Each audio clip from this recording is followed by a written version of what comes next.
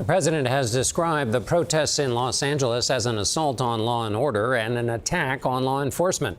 CBS's justice correspondent Scott MacFarlane reports from Washington on how those affected by the January 6th attack on the Capitol are responding to the president's claims.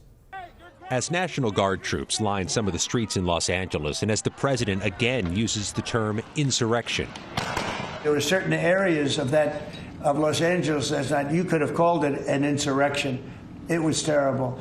But these are paid insurrectionists. These are paid troublemakers. They get money. Former U.S. Capitol Police officer Harry Dunn, who helped fight back the mob on January 6th, asks if there's a double standard playing out. You spent a lot of years as a police officer. You saw the FBI director post on social media, hit a cop, you go to jail. As it should be. As it should be. But effective when? Or only applies to who?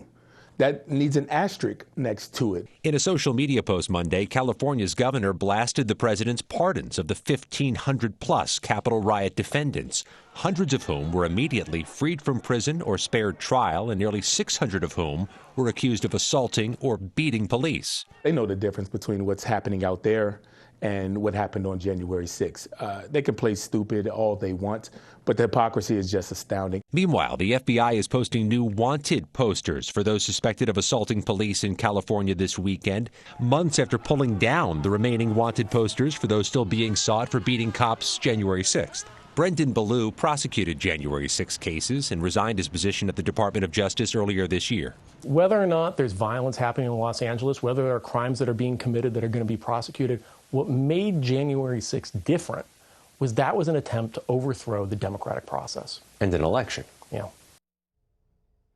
John, we asked the White House for comment about this differing response, and instead of answering questions, they issued a statement saying the president was elected to secure the border and restore law and order.